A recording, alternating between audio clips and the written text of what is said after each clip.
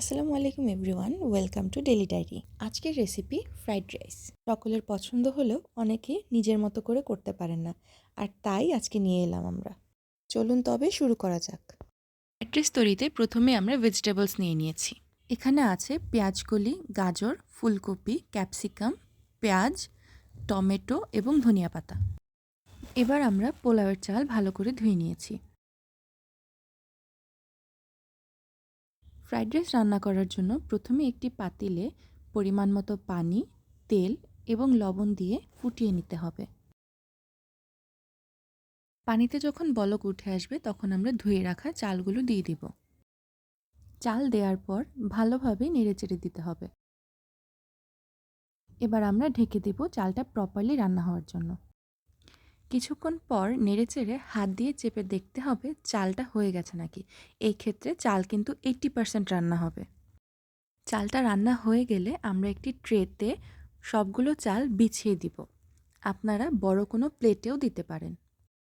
এরকম করে চালটা যদি ঠান্ডা করে নেন তাহলেই কিন্তু ফ্রাইড রাইস ঝুরঝুরে হয়। এটা ঠান্ডা হতে থাক, ততক্ষণে আমরা বাকি কাজ সেরে ফেলি। আজকে ফ্রাইড রাইসের জন্য আমরা 2টো ডিম ব্যবহার করেছি। যে পাতিলে আপনারা ফ্রাইড রাইস রান্না করবেন সেখানে প্রথমে তেল দিয়ে তারপর ডিম দুটোকে ঢেলে দিতে হবে। ডিমের টেস্টটাকে আরেকটু ভালো করার জন্য আমরা এখানে গোলমরিচ গুঁড়ো ব্যবহার করছি। আপনারা চাইলে স্কিপ করতে পারেন। এবার একটি চামচের সাহায্যে আমরা ডিমগুলোর স্ক্র্যাম্বল করে নেব। স্ক্র্যাম্বল হয়ে গেলে আমরা এটাকে একটা বাটিতে সরিয়ে নিচ্ছি। এবার ওই পাতিলটাতে একটু বাটার দিয়ে আমরা সবজিগুলোকে দিয়ে দিব। এই যে সবজিগুলো চলে যাচ্ছে রান্না হওয়ার জন্য। বাটার সম্পূর্ণ গলে গেলে একদম ছোট করে রাখা পেঁয়াজগুলো আগে দিব। পেঁয়াজগুলো যখন হালকা কালার চেঞ্জ করবে তখন তাতে গাজর দিব। প্রথমে গাজরটা দিয়েছি কারণ গাজর সেদ্ধ হতে অনেক সময় নেয়। গাজর কিছুটা ভাজা হয়ে এলে এবার ক্যাপসিকাম দিয়ে দিচ্ছি। এই পর্যায়ে ফুলকপি দিয়ে আরও কিছুক্ষণ নেড়েচেড়ে নিব। এবার পেঁয়াজকলি দিয়ে কিছুক্ষণ নেড়েচেড়ে নেওয়ার পর বড় করে কেটে রাখা পেঁয়াজ এবং টমেটো দিয়ে দিব। এবার কুচি করে রাখা কাঁচামরিচগুলো দিব।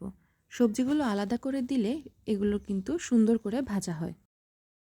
কিছুক্ষণ ভাজার পর এতে স্বাদমতো লবণ, স্ক্র্যাম্বলড এগ এবং হাফ চা চামচ গোলমরিচ দিব।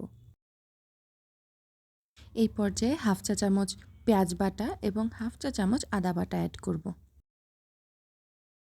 এবার হাফ চা চামচ সয়া সস, 1 চা চামচ টমেটো সস, 1 চা চামচ চিলি সস এবং সামান্য কিছুটা ওয়েস্টার সস এবং সামান্য পরিমাণ ফিশ সস দিয়ে সব কিছু একসাথে নেড়েচেড়ে মিশিয়ে নিব।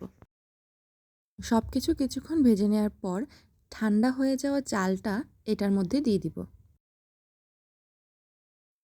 এবার সব কিছু একসাথে ভালো করে নেড়েচেড়ে মিশিয়ে নিতে হবে। কিছুক্ষণ পর্যন্ত ভালো করে রান্না করতে হবে কারণ আমরা আগে পোলাওয়ের চালটা 80% রান্না করেছিলাম। আমাদের কিন্তু রান্না অলমোস্ট শেষ, আর এই পর্যায়ে ধনিয়া পাতা দিয়ে আমরা ঢেকে দিচ্ছি। দেখুন কতটা লোভনীয় হয়েছে আমাদের ফ্রাইড রাইস। আজকে আমরা চাইনিজের সাথে কবুতর ভুনা খাচ্ছি। দেখেই হয়তো বোঝা যাচ্ছে কতটা ঝুরঝুরে হয়েছে, তাও আপনাদের সুবিধার্থে একবার দেখিয়ে দিলাম। আর টেস্টটা কিন্তু অনেক মজা হয়েছিল। Thanks for watching. আজকে এই পর্যন্তই। আসসালামু আলাইকুম।